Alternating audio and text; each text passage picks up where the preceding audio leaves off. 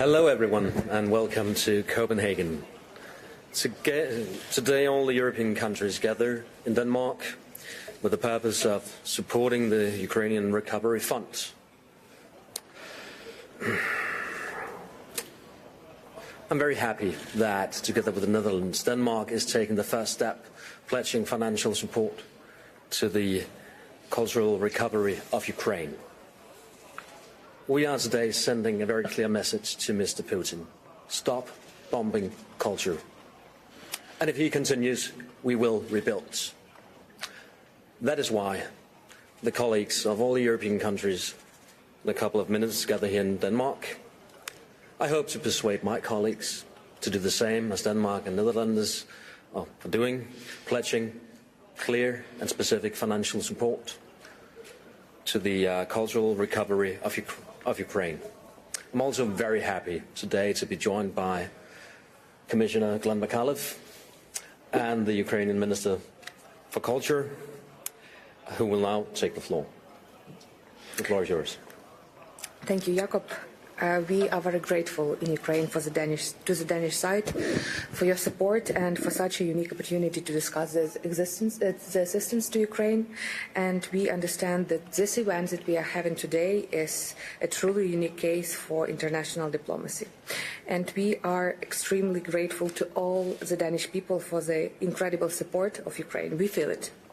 We are also grateful to Glenn Micallef for being with us from the very beginning, for his vision and his assistance that we very value.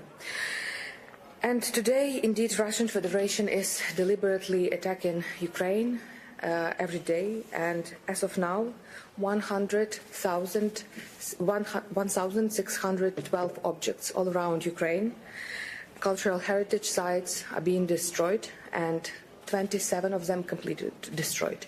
And we understand that Russia is attacking not only Ukrainian energy infrastructure, they are attacking our culture because they know that it is a matter of national identity and national security. And we understand that Ukraine is an eastern gate of Europe. We are having the war and we are fighting for all the democratic values that the Europe has. And having such a big and important partners on board to help us protect our cultural heritage is very important for us now. That's why we are indeed it's a big privilege for us to start and launch the fund on Ukrainian cultural heritage. The idea of creating the fund was launched at the beginning of this year in Uzhhorod. It was also announced at the Ukraine Recovery Conference in Rome this year, and we have registered the fund as a legal entity just last week. So having the first pledges and the support of our partners is a huge example and a big example for all other countries that want to support Ukrainian heritage, and also, what is also very important, Ukrainian creative industries. Ukrainian creative industries and investment into them is very important for us, as we understand that creative industries contribute to Ukrainian GDP in the times of war, which is very important. Also, they create working places for Ukrainian people and create added value in all of the spheres. So, as of now, this ministerial meeting takes place, and I believe that we will have a lot of fruitful dialogues with all of the member states and all of the countries that came here to support Ukraine. Thank you, Tatyana. Today's event is a joint venture between the Ukrainian government and the Danish government as well. But more importantly as well, my colleague and the Commissioner, Glenn Micallef, has labored tirelessly for the Team Europe approach. Glenn, the floor is yours. Good morning, Jakob. Good morning, Tatyana. Europe and the European Union will always support Ukraine. We will stand by Ukraine, we will continue to support Ukraine, and we will continue to support you for as long as it takes, and we will do whatever it takes. This is, for us, a commitment. It is a firm commitment. It is a commitment to protect and promote peace. It's a commitment to defend democracy, and it's a commitment to protect, preserve and promote culture and cultural heritage. Because protecting heritage is also protecting democracy, and because culture is always the first line of defense And this is why, for me, it is not a surprise that the Russian aggression is manifesting itself in an attack on Ukrainian culture and Ukrainian identity, attacks that have so far destroyed more than 1,600 cultural heritage sites in Ukraine, attacks that destroyed close to 2,500 cultural infrastructural facilities, and attacks that involve disinformation and misinformation. Because this is a war of ideas as much as it is a war of artillery, weapons, and ammunition. It is a war on our values, it is a war on democracy, a war on Ukrainian democracy and European democracy, and in this war, Ukraine is fighting to protect us and to protect our democracy. So it is indeed our duty, it's our responsibility to support Ukrainian resilience, to support Ukraine's culture and Ukraine's cultural heritage, both the tangible and intangible cultural heritage, to treat this as European heritage. And today I am standing here very proud. I stand proud knowing that we have done so as a union and as member states since the beginning of this war. But I am also very confident. I am confident that the union will continue to remain steadfast in our commitment to do so, to support Ukraine, especially on the cultural front. Next week, when I present the Culture Compass for Europe, I will propose that we renew this commitment, that our cultural vision recognizes the role that culture plays, especially in our external action. And I will propose that we draw on culture to build understanding, to build trust, and to promote universal values, values that will also guide our international cultural relations, and that will allow us to protect, promote, and defend cultural diversity, strengthen our global role, and deliver tangible benefits for societies worldwide.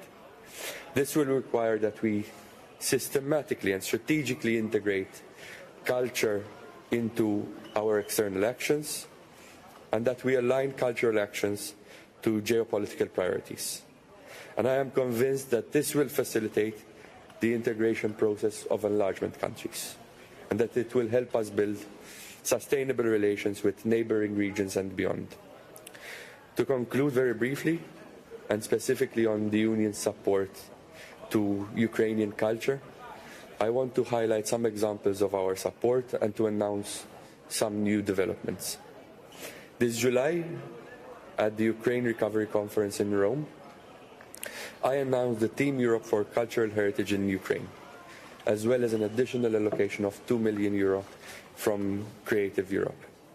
Since July, Team Europe has grown stronger, and we now have 74 actions, 74 pledges of support, up from 65 pledges, from 24 EU member states. Actions that are aimed at protecting and preserving cultural heritage in Ukraine and strengthening skills for cultural heritage professionals. And this means that the European Commission's support so far for Ukraine's cultural heritage and creative professionals has reached €50 million, with €20 million coming from Creative Europe. Money that has supported, amongst others, the mobility of more than 360 Ukrainian artists as part of Culture Moves Europe.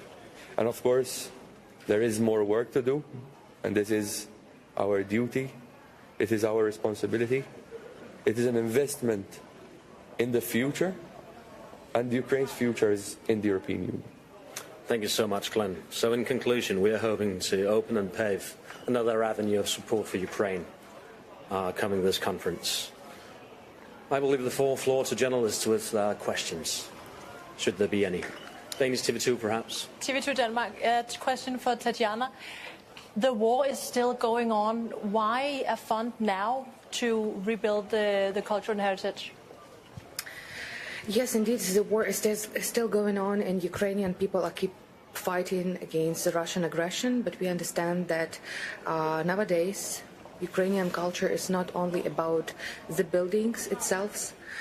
Ukrainian culture is a matter of national security and national identity. Ukrainian culture is what makes us feel strong and united in the times of war. It's actually what makes us fight.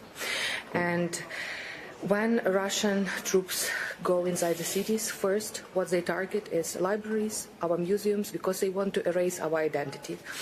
We had a day in Ukraine when Russia simultaneously targeted the building of the Cabinet of Ministers and killed a child, which means that Russia wants to destroy Ukrainian statehood and Ukrainian nation in general.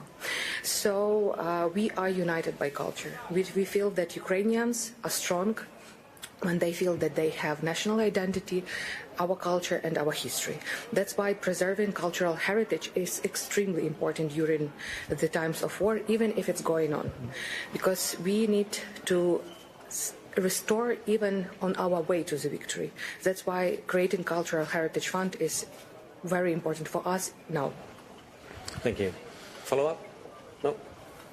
Anyone else? Yes, sir.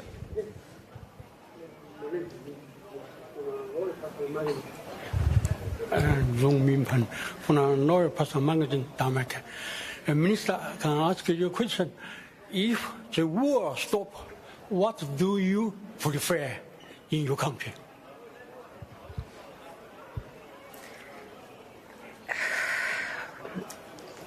If the war stops, we prepare strong, independent, sovereign Ukraine with people from all around the world coming back to our country to build our country again. And all we need for this is very strong security guarantees to be sure that it will never happen again with our country. In Ukraine, we understand that we are a free, a strong nation, European nation. We are doing our steps towards the European integration. We understand that we are treated as a partner, future partner, strong partner for Europe. And the end of the war means for us just peace. And we are fighting for this just peace. All right. Thank you so much, everyone. Oh, just one more question. Thank you, Mette Frobenius, DK4. It's about protecting art in general, also the Ukrainian artists. Artists all over the world see today that their products are being copied by AI or are being used as tools to develop AI. So we no longer have copyrights for manuscripts, poets, books, pictures, screenplays, whatever. We've seen that in Europe we've had the AI Act trying to give some kind of responsibility to the AI generators. But as a commissioner and as a minister primary, how are you going to protect the product that these artists make in the future so they are not used in developing AI tools to create free products without any copyright? Thank you. So artificial intelligence is a tool that is supporting cultural and creative sectors. It's an opportunity that has been embraced by many artists and creative professionals, including in Europe, to support their work. But apart from opportunities, there is an element where we have to manage the risks that are associated to the rollout of artificial intelligence. In Europe, we have a robust regulatory framework. You mentioned the Artificial Intelligence Act, but also the copyright regulations and their implementation, which give protections to the cultural and creative sectors as well in the protection of their own content, in staying in control of their creations, that they are fairly reimbursed when that content is used and when that is used in the digital environment. And of course, this needs to be supported now with other initiatives that support this transition, that help the upskilling and the reskilling of the cultural and creative sectors to be able to navigate through these transitions and to help them to make the most and use these tools to their advantage. The Danish licensing system, ophavsretslovgivning, is quite effective when it comes to matters within our own borders. I believe that language models that wish to train upon protected data should reimburse data and artists in order to support their livelihood when they are training on protected data. And finding a common European solution for that, as Glenn is mentioning, is key to not only the people creating art today, but also for the living and working conditions in the future. Yes. Carl Emil from Altinget. UNESCO estimates that at least 500 sites have been destroyed during the war. According to you, it's more than 1,000. So what do you think can be achieved with this donation? Actually, yes, these numbers do not contradict. We were speaking about immovable heritage sites, but what UNESCO gives as numbers also includes movable sites. So definitely, you are right, we have a lot of objects to protect, to renew, to restore, and the fund that is being created is a multi-donor platform that is actually which task would be to invest the money that we will have as pledges from our partners into these destroyed objects. And indeed, what would be the most significant about this fund, that it would be the fund that will be dealing with the most transparency ever. It will be achieved by a board which will include representatives from other countries and other well-known international organizations. As we are now establishing the fund and doing all the internal procedures, the fund is being managed by ALIF. It's a well-known international organization that deals with cultural heritage.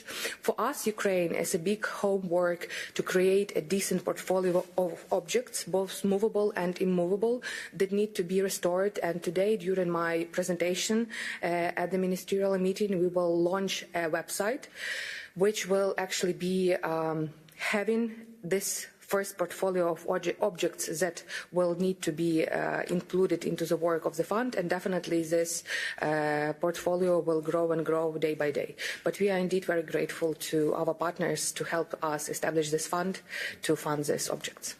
The fund serves a dual purpose. Today it's all about making the mechanism work, making sure that many countries do contribute financially to the fund.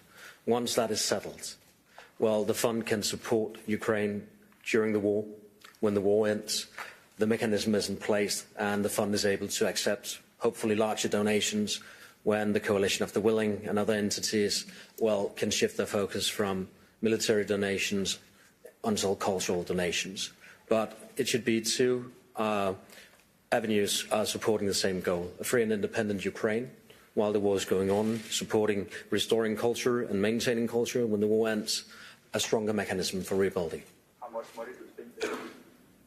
Well, I can't answer to that, but the amount is, of course, very much larger than just €1 million from each and every European country. But those are the seed money, seeding the fund, making sure that the mechanism is in place. I will add on the money, actually, according to the RDNA reports that are being done by the World Bank, the total cost of direct and indirect losses of Ukrainian culture, which is nearly $21 billion. So we see the demand is huge, but as Jacob said, we need to earn this seed money to launch the fund, and then we will see and demonstrate the results and hopefully engage more and more pledges. Thank you. Any more questions? Yes, sir.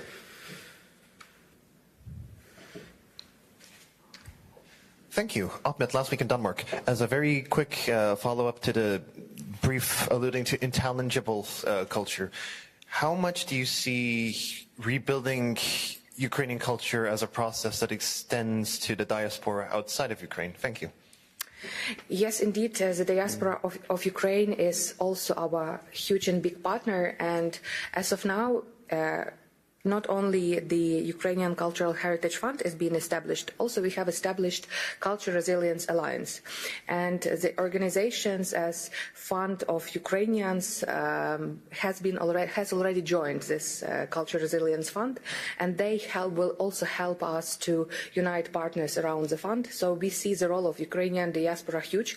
We understand that for some reasons, after the full-scale invasion or even before Ukrainians left the country, and we understand that we need to keep the connections with them, and one of the connections would be that they become the ambassadors and I would say the people who will raise the awareness about the fund and will help us Ukrainians in Ukraine to engage more and more resources and partners to it.